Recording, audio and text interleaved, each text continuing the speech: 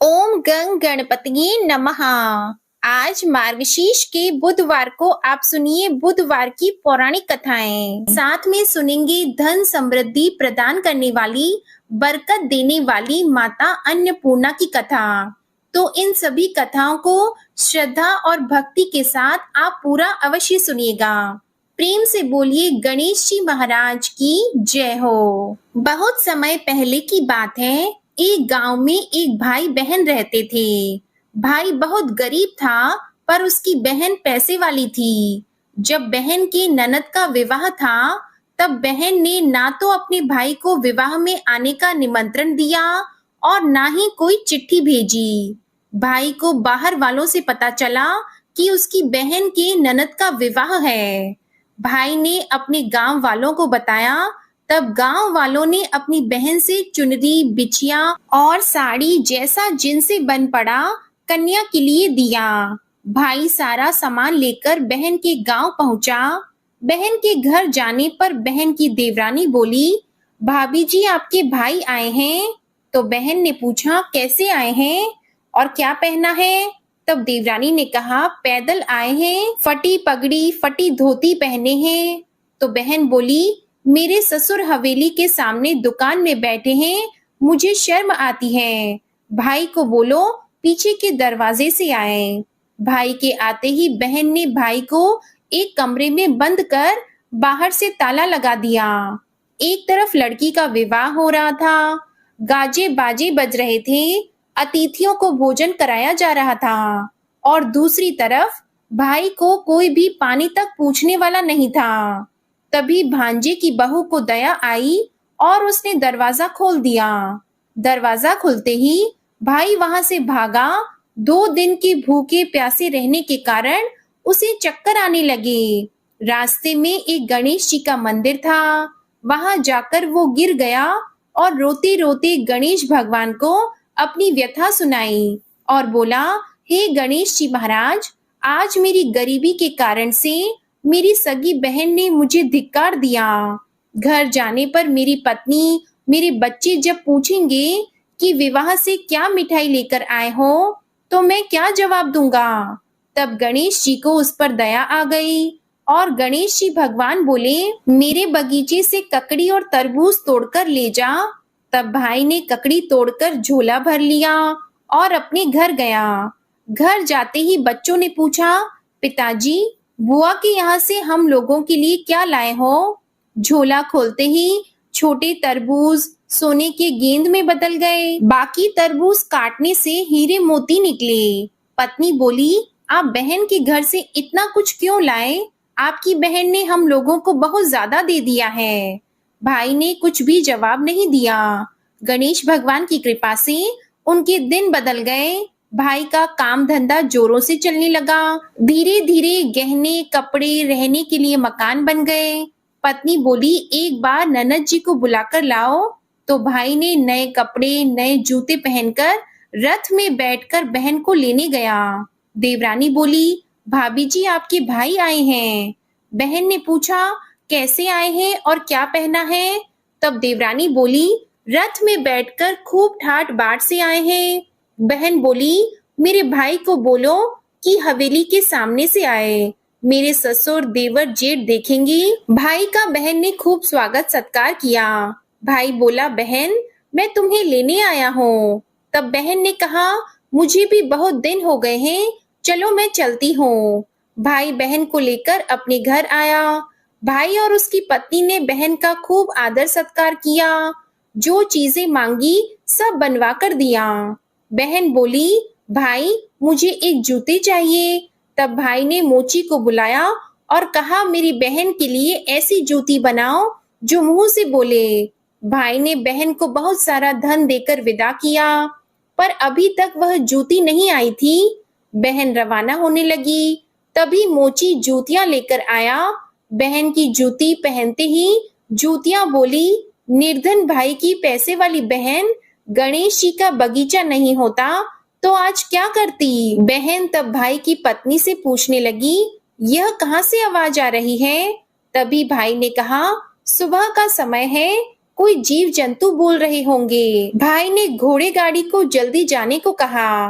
बहन के जाते ही पत्नी जिद करके बैठ गई कि जूतियां क्या बोल रही थी। तब पति ने अपनी पूरी आप बीती सुनाई कि कैसे बहन ने मुझे 2 दिन भूखा रखा, कमरे में बंद कर दिया था।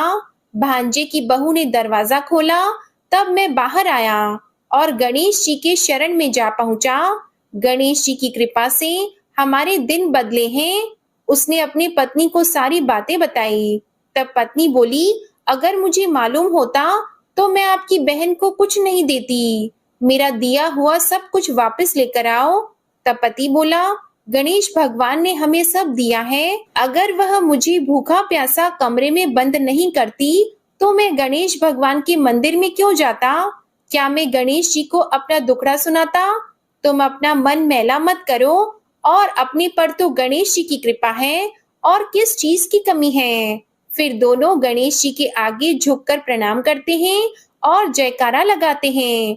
हे गणेश जी महाराज, जैसी कृपा आपने गरीब भाई पर की, वैसे ही अपने सभी भक्तों पर अपनी कृपा बनाए रखना। तो प्रेम से बोलिए गणेश जी महाराज की जय हो। आइए अब सुनते हैं गणेश जी महाराज की अगली पौराणिक कथा। एक बार देवी तुलसी विवाह हेतु वर ढूंढने के लिए तीर्थ यात्रा पर निकली थी और ढूंढते ढूंढते वह गंगा किनारे पहुंच गई। उस समय गणेश भगवान गंगा किनारे तप कर रहे थे।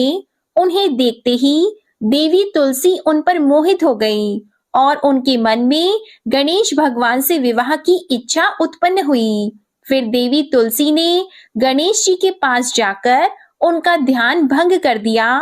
आंखें खोलने के बाद गणेश भगवान के सामने देवी तुलसी खड़ी थी, लेकिन सामने एक स्त्री है, इसलिए अपने क्रोध को नियंत्रण में रखकर गणेश भगवान ने पूछा, आप कौन है देवी और मेरा ध्यान भंग करने का क्या कारण है? तो जवाब में देवी तुलसी ने अपने परिचय के साथ गणेश जी से विवाह की बात कर ली। उत्तर में गणेश भगवान जी बोले, देवी मैं ब्रह्मचारी हूँ, इस वजह से मैं विवाह नहीं कर सकता। अपने विवाह प्रस्ताव के लिए ना सुनने के बाद देवी तुलसी क्रोधित हो गई और उन्होंने गणेश जी को श्राप दे दिया कि उनका ब्रह्मचर्य टूटेगा और उनके 2 विवाह होंगे। इस बात पर गणेश भगवान भयंकर क्रोधित हो उठे, क्योंकि एक तो वह स्त्री है, इसलिए ध्यान भंग करने पर भी गणेश जी ने कुछ नहीं कहा और इतनी विनम्रता से बात करने पर भी उन्हें श्राप दिया गया। फिर गणेश जी ने भी देवी तुलसी को श्राप दे दिया कि तुम्हारा विवाह शंखचूर्ण नाम के असुर के साथ होगा। एक देवी होकर भी उनका विवाह एक राक्षस से होगा। यह जानकर देवी तुलसी विचलित हो गई और विनायक जी से इस कठोर श्राप से मुक्ति दिलाने की क्षमा याचना करने लगी। फिर गणेश जी को तुलसी देवी पर दया आ गई। वे बोले कि मेरा श्राप तो बदल नहीं सकता, वह तो सच होकर ही रहेगा, लेकिन अगले जन्म में तुम एक पेड़ बनोगी और भगवान महाविष्णु जी को अत्यंत प्रिय होंगी। उनकी पूजा में भी तुम्हारा एक महत्वपूर्ण स्थान होगा और कलयुग के इंसानों को तुम मोक्ष का मार्ग दिखाओगी। लेकिन तुमने मेरा तप भंग किया है और मुझे ब्रह्मचारी होकर भी 2 विवाह का श्राप भी दिया है, इसलिए मेरी किसी भी प्रकार की पूजा में तुम निषिद्ध रहोगी। इस प्रकार देवी तुलसी गणेश भगवान की पूजा में निषिद्ध हो गई। प्रेम से बोलिए गणेश भगवान की जय। आइए सुनते हैं गणेश जी के विवाह की कथा। भगवान गणेश का मुख हाथी का है और एक दांत भी टूटा हुआ है। इन्हीं 2 कारणों की वजह से उनका विवाह नहीं हो पा रहा था। इस बात से गणेश जी महाराज अक्सर नाराज रहा करते थे। एक दिन एक देवता के आग्रह पर विनायक जी उसके विवाह में अपनी उपस्थिति दर्शाने गए। विवाह स्थल पर पहुंचने के बाद कुछ देवताओं ने मिलकर गणेश भगवान का समय पर विवाह न होने के कारण उपहास किया, जिससे गणेश जी बहुत ही अधिक नाराज हो गए। उसी दिन उन्होंने ठान लिया कि जब तक मेरा विवाह नहीं होता तब तक मैं किसी भी देवता का विवाह नहीं होने दूंगा। गणेश भगवान के पास विवाह और अन्य संदेश लाने का काम उनके प्रिय वाहन मूषक राज करते थे। अब मूषक राज जब भी किसी देवता के विवाह का समाचार लाते, तब गणेश जी उसे आदेश देते और मूषक राज अपनी सेना के साथ जाकर उस विवाह के मंडप को गिराकर तहस नहस कर देते और बारातियों को भी भगा देते। इस तरह गणेश जी और मूषक राज की मिली भगत की वजह से किसी भी देवता का विवाह नहीं हो पा रहा था। गणपति जी के व्यवहार से तंग आकर सभी देवी देवता भगवान शिव और माता पार्वती जी के पास पहुंच गए और इस विराट समस्या का समाधान मांगने लगे। भगवान शिव और माता पार्वती ने कहा कि इसका हल तो आपको केवल ब्रह्मदेव जी के पास ही मिल सकता है। कृपया करके आप ब्रह्मलोक को जाएं। तब माता पार्वती और महादेव जी को प्रणाम करके सभी देवी देवता ब्रह्मा जी के पास प्रकट हुए। देवताओं की समस्या को ठीक से सुनने के बाद ब्रह्मा जी ने अपनी योग शक्ति से 2 कन्याओं का निर्माण किया। कन्याओं का नाम था रिद्धि और सिद्धि। वह दोनों ब्रह्मा जी की मानस पुत्रियां थीं। उन्हें लेकर ब्रह्मा जी गणेश महाराज के पास गए और उनसे अपनी पुत्रियों को ज्ञान एवं शिक्षा प्रदान करने का निवेदन करने लगे। ब्रह्मा जी का मान रखने के लिए एक दंत भगवान ने रिद्धि और सिद्धि को शिक्षा देना आरंभ किया। फिर उस दिन के बाद से जब भी मूषक राज किसी विवाह की खबर लेकर आते हैं, उस वक्त रिद्धि और सिद्धि गणेश जी को अपनी बातों में उलझा कर रखती थीं। इस तरह गणेश जी का ध्यान किसी और विषय पर रहता और दूसरी तरफ देवताओं का विवाह संपन्न हो जाता। एक दिन बुद्धि के देवता भगवान गणेश जी को यह बात समझ आ गई, लेकिन उनके क्रोध में आने से पहले ही ब्रह्मदेव अपनी दोनों पुत्रियों के साथ वहां पर प्रकट हो गए। रिद्धि और सिद्धि को सामने देखते ही गणेश जी का क्रोध बढ़ने लगा, किंतु विनायक जी के मुख से कोई भी शब्द निकलने के पहले ही भगवान ब्रह्मदेव ने कहा, हे गणेश जी, आपने स्वयं ही मेरी पुत्रियों को शिक्षा दी है और अब मुझे इन दोनों के विवाह योग्य कोई वर नहीं मिल रहा। मेरी आपसे विनती है कि आप ही रिद्धि और सिद्धि से विवाह करके मुझे धन्य कीजिए।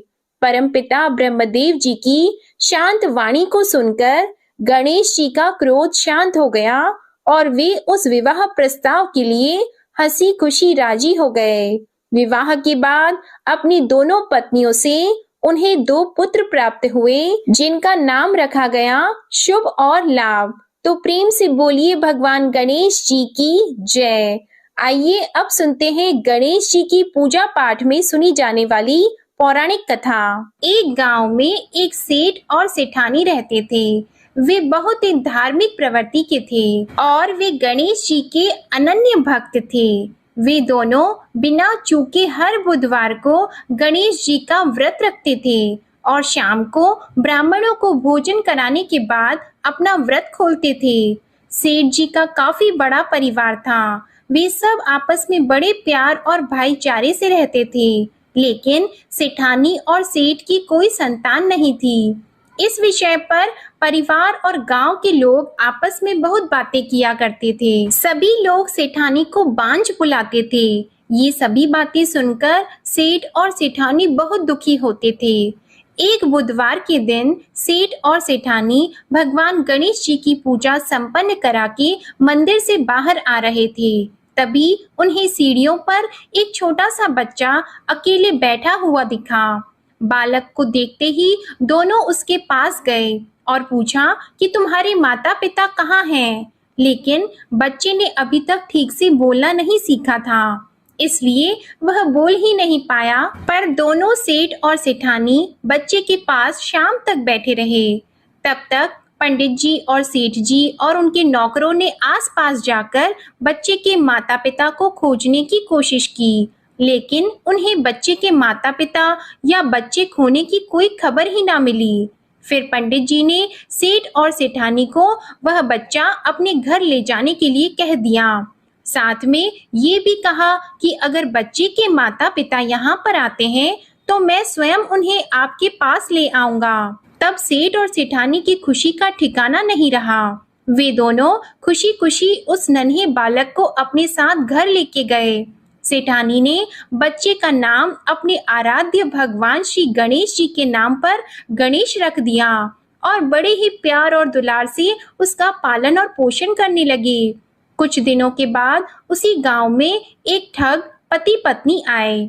उनका इरादा गांव के सबसे अमीर आदमी को ठगने का था। वे दोनों ठग गणेश मंदिर की सीढ़ियों पर बैठकर सोच विचार कर रहे थे। तभी वहां पर पंडित जी आ गए और गांव में अनजान लोगों के दिखते ही उनसे पूछा कि क्या आपका बच्चा खो गया है। दोनों चोरी चकारी के लिए बहाना ढूंढ रहे थे, इसलिए उन दोनों ने तुरंत ही हाँ कह दिया।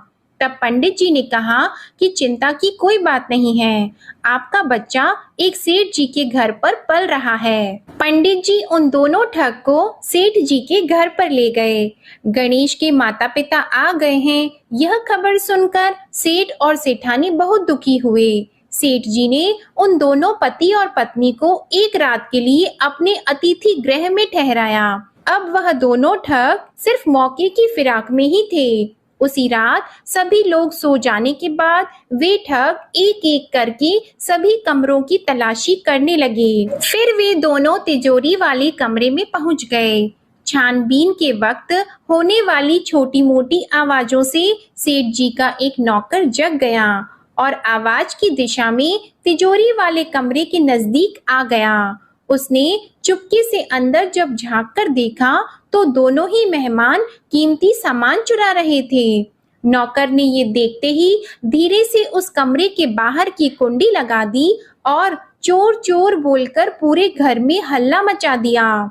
शोरगुल की आवाज सुनते ही घर के सभी लोग इकट्ठा हो गए। तब सेठ जी ने उन दोनों चोर पति पत्नी को कमरे से बाहर निकाला और सुबह ही पंचायत में हाजिर कर दिया। सेठ जी ने सरपंच जी को पूरा मसला बताया और कहा कि ये दोनों तो चोर हैं, अब हम पुत्र गणेश को इन दोनों को नहीं देंगे।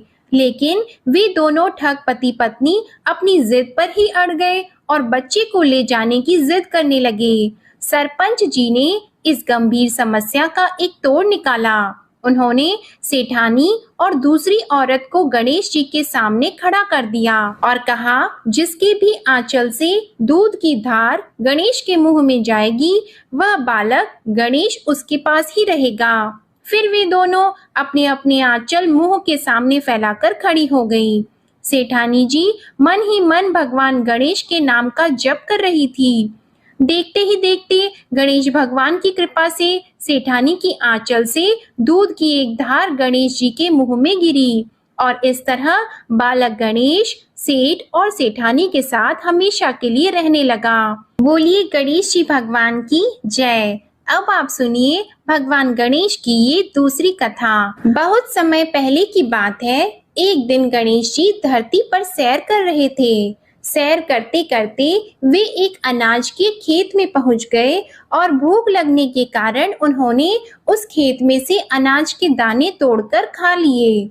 वह खेत सेठ धनीराम जी का था। कुछ समय बाद गणेश जी को अपने किए पर पछतावा होने लगा, क्योंकि उन्होंने सेठ जी को बिना पूछे ही उस खेत से अनाज चुरा लिया था। फिर गणेश जी ने सोचा कि अपने किए बुरे कर्म का प्रायश्चित तो करना ही पड़ेगा, इसलिए उन्होंने सेठ जी के यहाँ 12 साल के लिए नौकरी करने की ठान ली। उसके बाद अगले दिन सुबह विनायक जी एक 13-14 साल के एक लड़के के रूप में नौकरी मांगने के लिए धनीराम सेठ जी के घर पहुंच गए और उन्होंने सेठ जी को अपना नाम गणेश बताया। विनायक भगवान की बुद्धिमानी की परीक्षा लेने के बाद सेठ जी ने खुशी खुशी उसे नौकरी दे दी। अब गणेश भगवान एक सामान्य मानव के रूप में सेठ जी के घर पर ही रहने लगे। एक दिन सेठ जी की पत्नी शाम के समय घर का काम खत्म करने के बाद राख से हाथ धोने जा रही थी। यह देखकर गणेश जी ने सेठानी जी के हाथ पकड़कर जबरदस्ती मिट्टी से हाथ धुलवा दिए। गणेश जी की इस हरकत से सेठानी जी बहुत गुस्सा हुई और उन्होंने सेठ जी के कमरे में जाकर गणेश की शिकायत कर दी। सेठानी की सब बातें सुनने के बाद सेठ धनीराम ने गणेश को बुलाया और इस हरकत का कारण पूछा।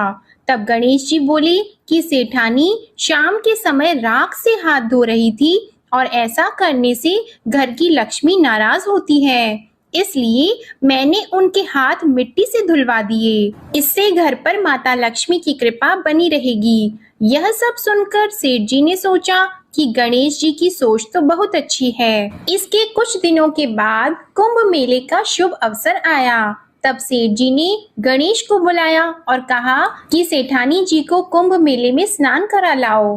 तब सेठानी और गणेश स्नान के लिए मेले में पहुंचे। वहां पहुंचने के बाद सेठानी जी नदी के किनारे बैठकर नहाने लगी। उन्हें ऐसा करते देखकर गणेश दौड़कर आए और सेठानी जी के दोनों हाथ पकड़कर उन्हें नदी के अंदर लेकर गए, उनसे पानी में डुबकी लगवाई और फिर किनारे पर ले आए। अब गणेश की इस हरकत से तो सेठानी को बहुत गुस्सा आया। सेठानी जी घर आते आते पूरे रास्ते गणेश को ताने मारने लगी, लेकिन गणेश भगवान सब कुछ शांति से सुन रहे थे। घर आते ही सेठानी ने सेठ जी के पास फिर से खड़े होकर शिकायत की। तब सेठ जी ने फिर से गणेश को बुलाया और पूछा कि तुमने ऐसा क्यों किया। गणेश जी बोले, सेठ जी सेठानी जी नदी के किनारे बैठकर गंदे पानी से नहा रही थी, तो मैंने उन्हें नदी में ले जाकर साफ पानी में डुबकी लगवाई। ऐसा करने से उन्हें अगले जन्म में बहुत बड़ा राजपाट और वैभव मिलेगा। सेठ जी ने सोचा कि गणेश के विचार तो बहुत अच्छे हैं, मेरे परिवार का भला सोचता है। कुछ दिनों के बाद सेठ जी के घर पर पूजा थी।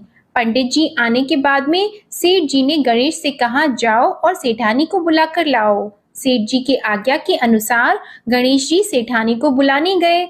उस वक्त सेठानी काली चुन्नी ओढ़कर कमरे से बाहर आ रही थी।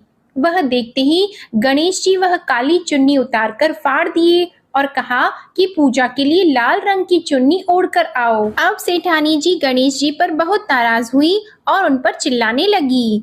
इस आवाज को सुनकर सेठ जी वहां पर भागते हुए आए और पूछा कि क्या हुआ।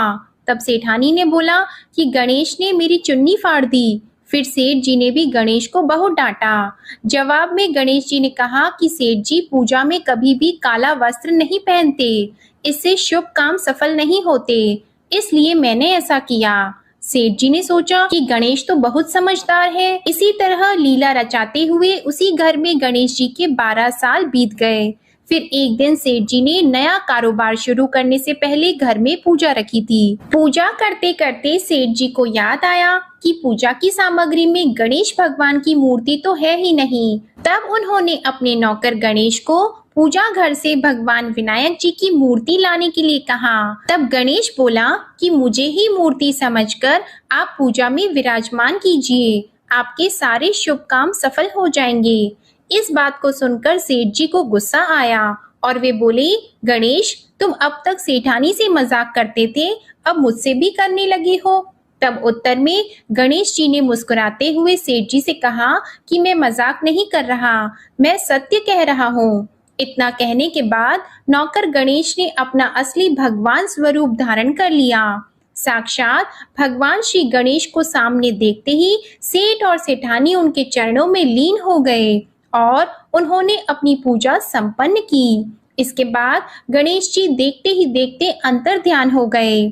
बाद में सेठ और सेठानी को बहुत पछतावा होने लगा कि स्वयं भगवान हमारे घर नौकरी कर रहे थे और हमने उनके साथ कितना बुरा व्यवहार किया, उनसे बहुत सारा काम कराया। ये सोच सोचकर दोनों दुखी रहने लगे।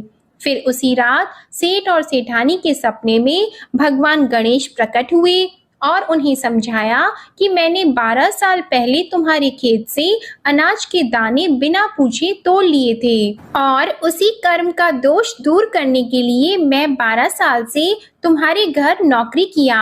धनीराम सेठ जी के जीवन की काया पलट हो गई। गणेश जी जैसी माया आपने धनीराम सेठ जी पर की, वैसी ही माया इस कहानी को पढ़ने वाले, सुनने वाले और हर एक व्यक्ति पर करना।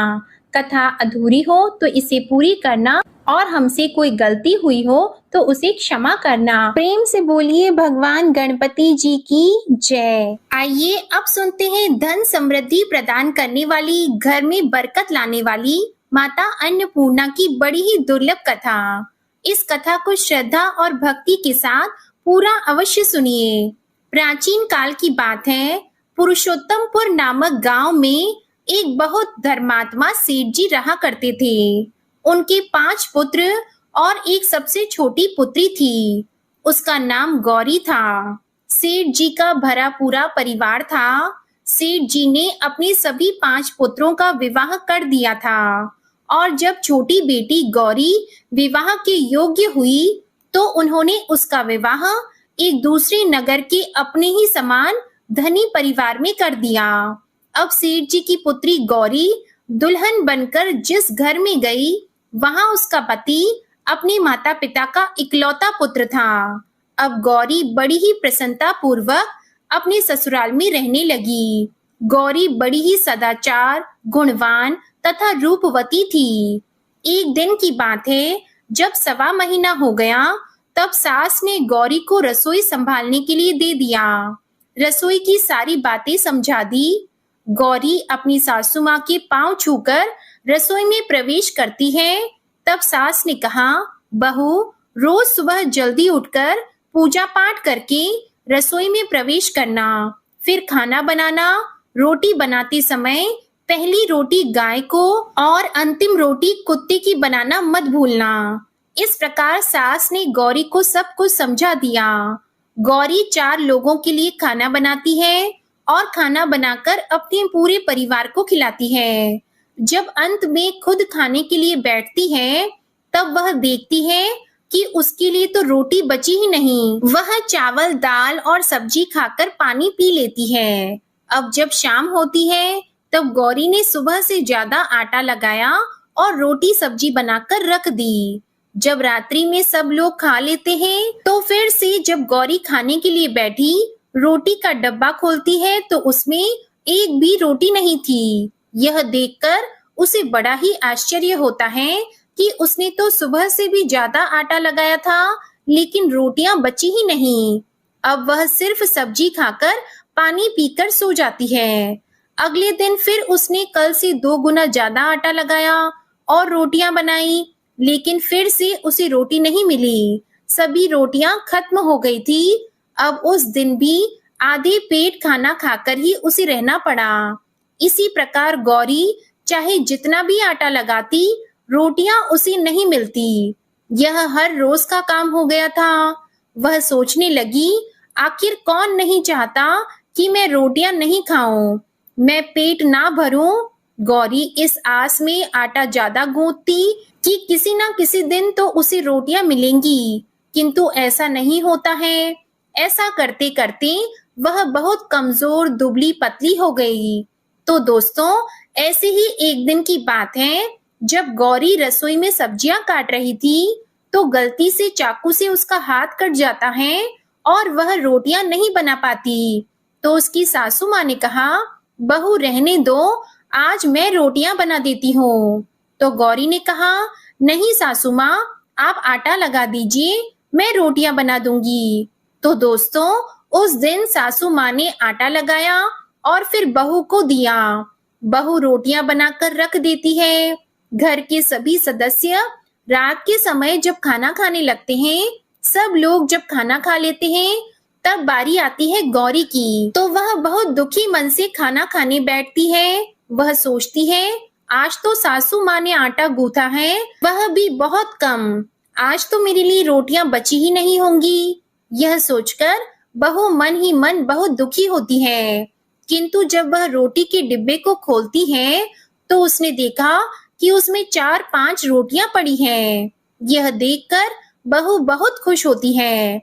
अब क्या था, ऐसे ही 7 दिनों तक बहू की सासू माँ आटा गूंथने लगी और बहू रोटियां बनाती थी।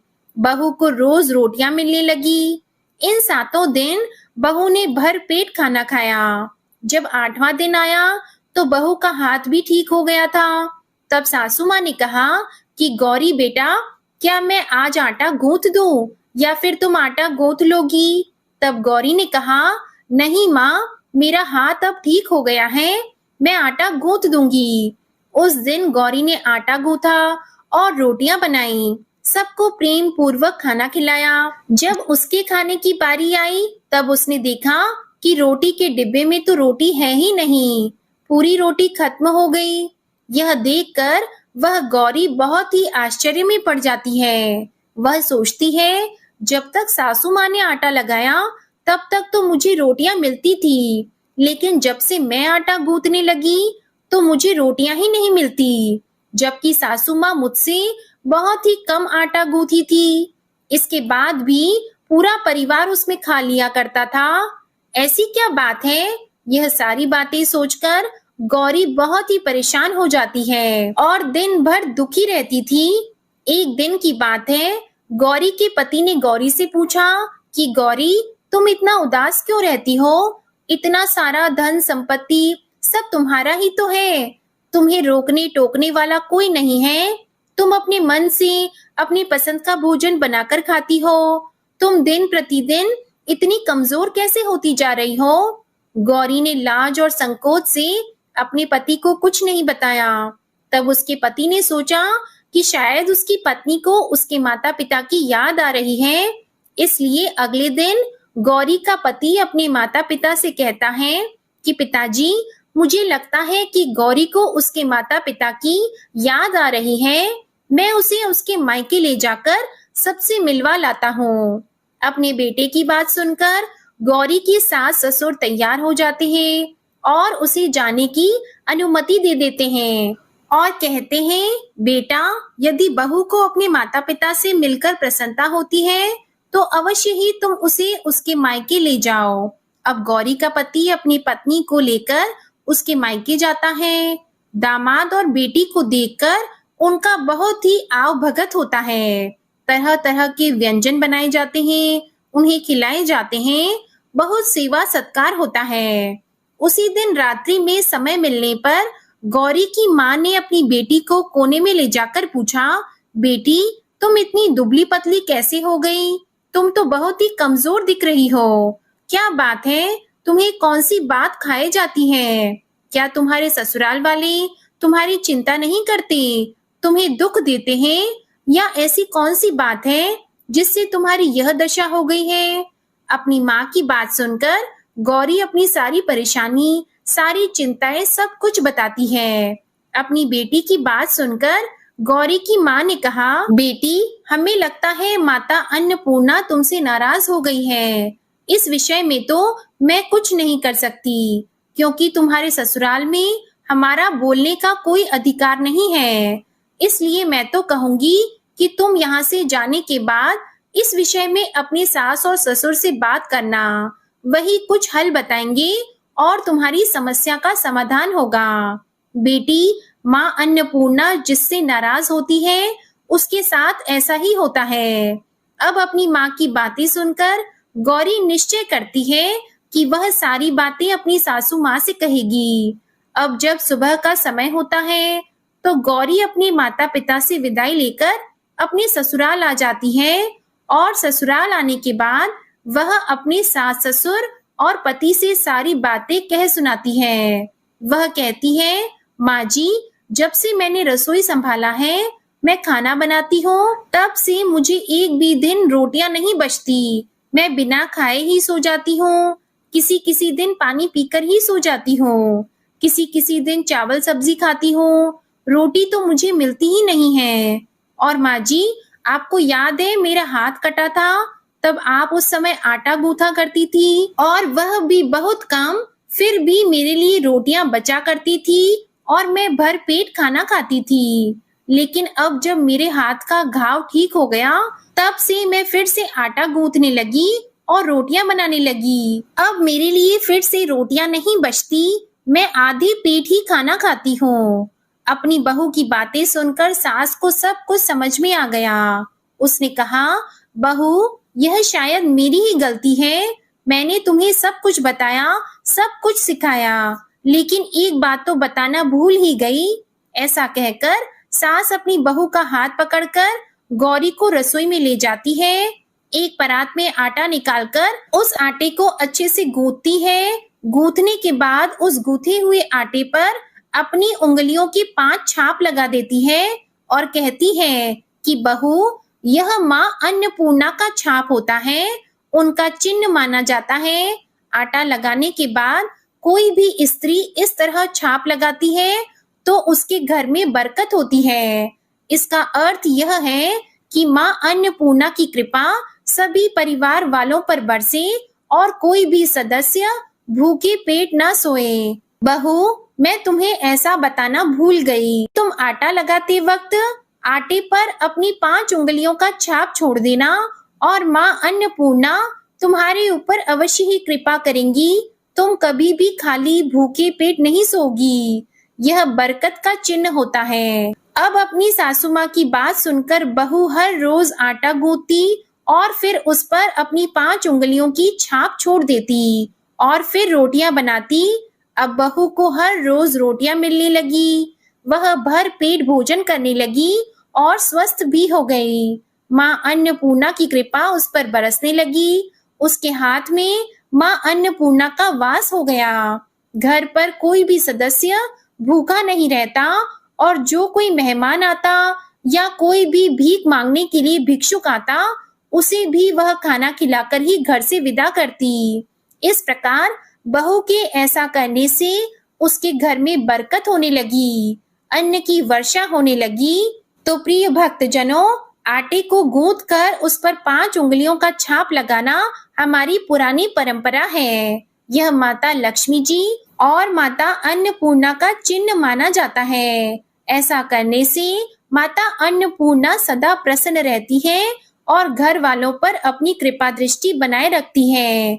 हमारे पूर्वजों से लेकर अब तक यह परंपरा चली आ रही है। सभी माताएं बहनें अपनी 5 उंगलियों की छाप आटे पर अवश्य ही लगाती हैं और माँ अन्नपूर्णा से प्रार्थना करती है कि सबका पेट भरना, सबका कल्याण करना और घर में अन्न धन की वर्षा करना। तो प्रेम से बोलिए अन्नपूर्णा माता की जय। ओम नमः शिवाय। जय माता दी, जय भोलेनाथ। ओम श्री गणेशाय नमः। आज की कथाएं अगर आपको पसंद आती है तो हमारे चैनल को सब्सक्राइब करके बेल आइकन जरूर प्रेस करिएगा और वीडियो को लाइक कीजिएगा। कमेंट में गणेश भगवान और अन्नपूर्णा माता की जय भी जरूर लिखिएगा। इसी के साथ आज आप हमारे चैनल पर मार्गशीर्ष मास महात्म्य की कथा को भी जरूर सुनिएगा। ओम गंग गणपतिये नमः।